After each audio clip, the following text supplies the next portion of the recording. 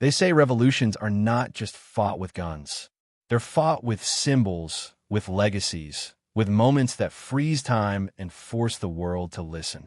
And on this particular afternoon in Ouagadougou, as the Burkinabe sun hammered the military headquarters, a simple envelope arrived carrying the weight of an entire continent's unfinished story. Not from Paris, not from Washington, not from Moscow, but from the bloodline of Nelson Mandela himself, signed by his grandson, destined not for diplomacy, but for destiny itself. And as Ibrahim Traore's advisors surrounded him, battle-hardened men with eyes sharpened by war, there is a shift in the room, not the tension of military operations or the urgency of international sanctions, but the heavy, silent presence of ancestral expectation. Because this was no ordinary letter, this was legacy speaking to legacy, rebellion whispering across time. And as the seal broke and the parchment unfolded, Traoré didn't blink, didn't fidget, didn't move. And yet, the walls themselves seemed to close in, the entire African story pressing down on this singular moment where the unfinished promises of past freedom fighters stood face to face with a soldier who had dared to defy the world's largest empires. And as his aides began reading the first lines aloud, the name Mandela itself felt like thunder rolling over the dry Sahel, a sound that doesn't just echo in Burkina Faso. It echoes through Soweto, through Accra, through Algiers, through every dusty street where African children are told to dream small. And here, right here, was the hand of history itself being extended to Ibrahim Traore, daring him not to fold under pressure, but to rise, to answer, to become the thing Western powers feared most. An African leader who remembered where he came from. But to understand why that letter sent tremors through not just Burkina Faso, but the entire African continent, you first have to understand the weight of the name Mandela. Not the tourist t-shirt version, not the watered-down documentary quotes that get played once a year on international television, but the real Mandela, the one they don't teach you about in school, the one who was branded a terrorist before he was called a president, the one who spent 27 years behind bars not because he wanted handshakes, but because he was willing to bring an entire system crashing to its knees, the one who said, "It is an ideal for which I am prepared to die," and meant every word, because Mandela wasn't born a global icon. He was forged in the fires of betrayal, exile, broken bones, secret meetings in basements, betrayals by so-called friends, and a deep, haunting loneliness that comes with fighting against an entire global system designed to crush black resistance. And yet, through all of that, he emerged not bitter, but focused, choosing peace when he could have chosen revenge, choosing unity when he could have chosen war. And it's that exact unfinished story that makes this letter to Traoré so powerful, because while Mandela broke apartheid's chains, Africa as a whole was still left chained to neocolonialism, still left begging for IMF loans, still left fighting each other in wars designed by foreign governments, still left with stolen resources filling European bank accounts. And now, decades later, with the world's media ignoring African voices yet again, a new generation rises. Not with apologies, not with permission, but with fire in their eyes and rebellion in their voices. And standing at the front of that generation is Ibrahim Traore. Not because he's perfect, not because he's a saint, but because he dared to say what the rest only whispered behind closed doors. And when Mandela's grandson put pen to paper, it wasn't a message of peace. It was a transfer of unfinished business, a torch being passed, not to another politician, but to a soldier ready to break the world's expectations and finish what his elders started. And that, right there, is why this moment matters not just for Burkina Faso, but for the very soul of Africa itself. And then, the reading began. Not with the booming voice of a military general, not with the polished tone of a diplomat, but with the steady, trembling voice of one of Traoré's closest advisors, who understood that what he held in his hands wasn't just a letter. It was a summons, a message not crafted for comfort, but for confrontation, a letter from the veins of Nelson Mandela's family, written not to flatter, but to challenge. And, as the words flowed from the page, it felt as if the very spirit of Robben Island had walked into that room. We watched from afar. It read, as Burkina Faso stood up when others sat down, as your people chose dignity over submission, as your leadership revived the heartbeat of African pride long buried beneath foreign debt and broken treaties, and the voice reading those words began to shake, not out of fear, but out of realization that this was not a congratulatory note. This was a warning dressed as honor, a challenge draped in admiration, because Mandela's grandson was not simply reaching across oceans and borders to say well done. He was daring Traoré to go further, to not stop halfway like so many leaders before him, to not compromise at the conference table while African soil remained soaked with exploitation, to not just fight with military strength, but to fight with the unstoppable force of a people united under one purpose. And as the advisor's voice cracked slightly on the final words, the room didn't breathe, nobody dared shift, because it wasn't just a letter anymore. It was the unfinished will of Africa's greatest revolutionary being handed to a 36-year-old soldier who was never supposed to get this far. And yet here he was, standing at the intersection of 2 centuries, 2 generations, 2 unfinished legacies converging at one single, fragile, burning moment. And now, all eyes were not on the letter, not on Mandela's grandson, but on Ibrahim Traore himself, waiting, wondering, fearing. What would he say next? But Traoré didn't say anything. Not at first. Not because he didn't have the words, but because sometimes the weight of history makes language feel inadequate, and as his eyes closed slowly, the entire room felt like it was suspended between breaths, as if time itself was leaning forward to hear his answer. And in that silence, Ibrahim Traore wasn't thinking about politics or military alliances or sanctions. He was thinking about his childhood, about standing barefoot in the red dust of his village, about elders sitting under neem trees, telling stories of Sankara, Lumumba, Nkrumah, about the broken promises of independence that left African children inheriting nations rich with gold but poor in opportunity, rich in culture but bleeding in poverty.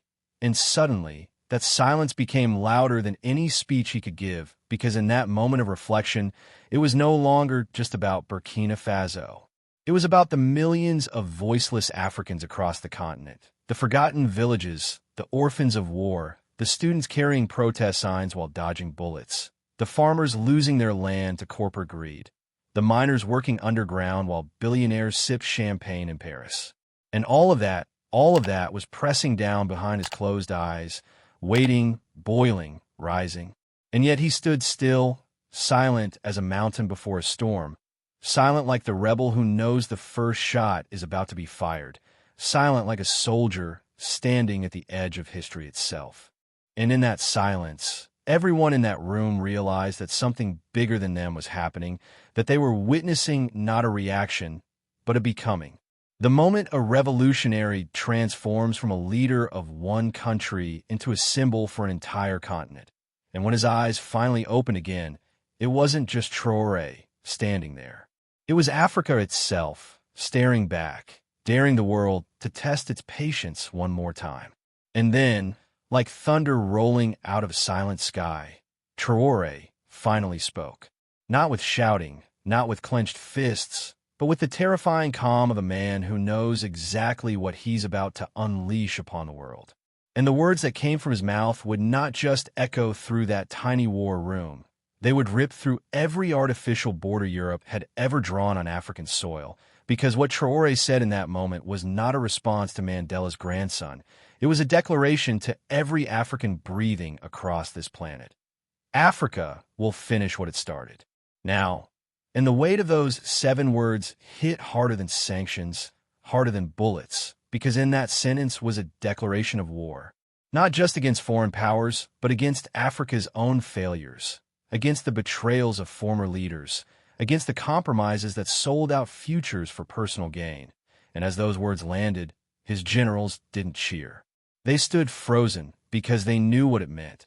It meant no turning back, no backroom deals with France, no IMF loans hidden in paperwork, no apologies to the same powers that built empires on African bones. And outside, as if the air itself carried the vibration, the streets of Ouagadougou began whispering those words before they'd even hit social media.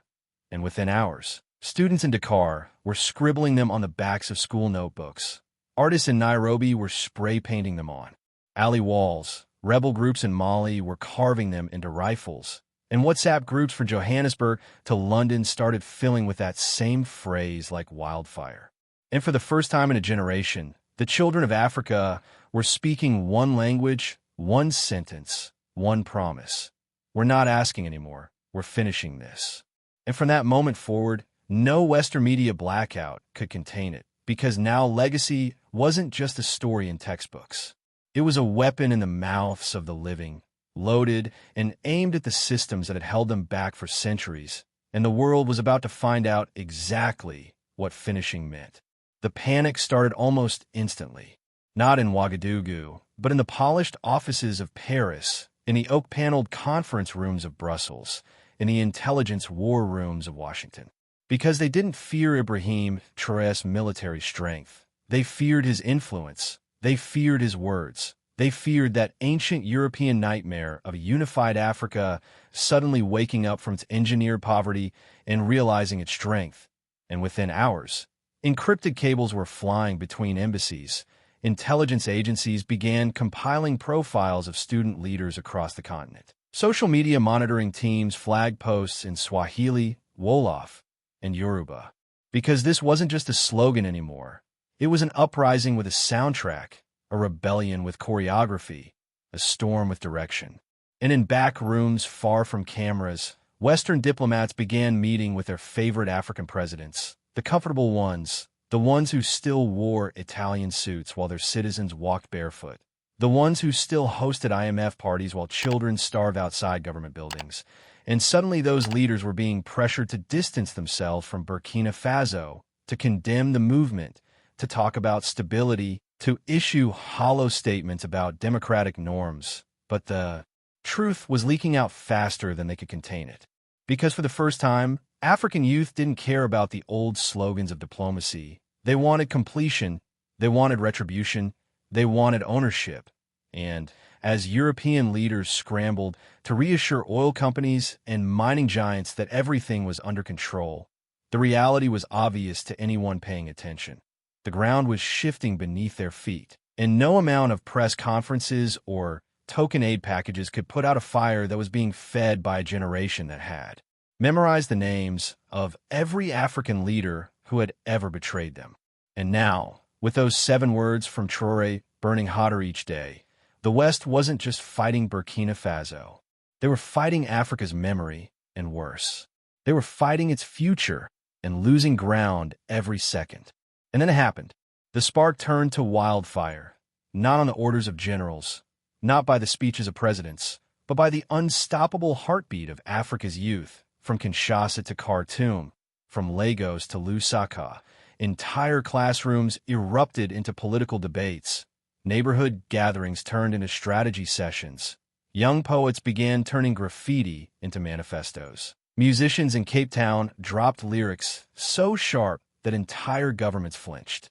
And suddenly the movement wasn't just Traoré's, it belonged to everyone who had ever walked the cracked sidewalks of forgotten African cities, to every university graduate who'd been told they needed permission to dream, to every young farmer whose stolen land bought skyscrapers in foreign capitals.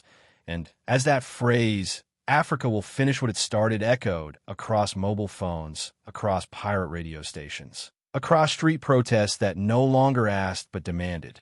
There was no government, no military, no foreign investor that could hide from it, because this wasn't political anymore. This was personal, it was ancestral, it was generational, and suddenly Mandela's legacy wasn't trapped in textbooks or museum exhibits.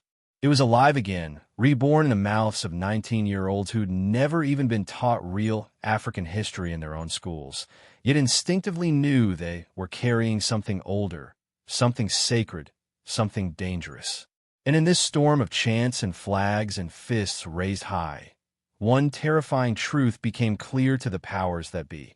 Africa's greatest weapon had never been its minerals or its markets.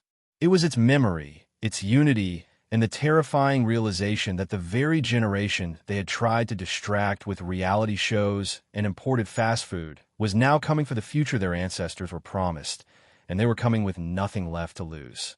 And that's when the story stopped being about Ibrahim Traore alone. Because what started with a single letter sealed in ink, delivered to a dusty compound in Ouagadougou, had now become something no one, not even Mandela's grandson, could have fully predicted. A generational handoff that bypassed traditional politics, that burned through colonial narratives like gasoline meeting open flame.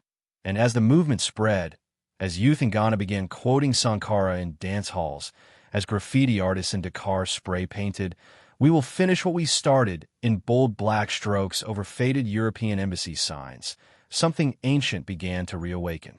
Not the old Africa, not the broken post-independence dream, but a new version, sharper, angrier, clearer, because now they weren't just fighting against the West.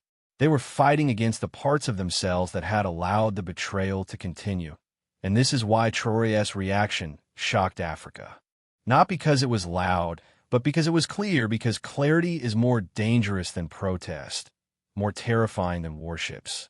Clarity is how revolutions don't just start, but how they win. And as Mandela's family watched the echoes of their letter cross oceans, cross languages, cross bloodlines, they knew that the struggle was finally entering the stage their grandfather had dreamed of but never lived to see. And now, it was no longer about Burkina Faso, no longer about South Africa, no longer about borders drawn by strangers. It was about Africa, one story, one unfinished revolution, one unstoppable future. And this, right here, is how history happens. Not in textbooks, but in moments when ordinary people decide that legacy isn't a story to remember. It's a fire to finish, and we are the ones holding the match.